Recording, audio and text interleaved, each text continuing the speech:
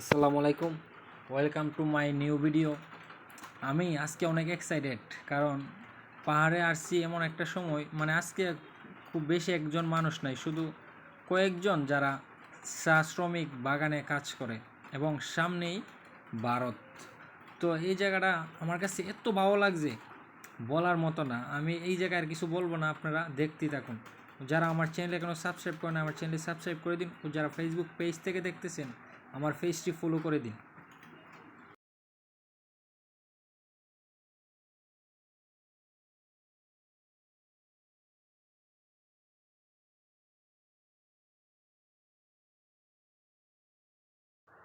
এই যে সামনে একটা লেক দেখতেছেন, এটা কিন্তু ইন্ডিয়া থেকে পানি আসে, এখন শুকিয়ে গেছে।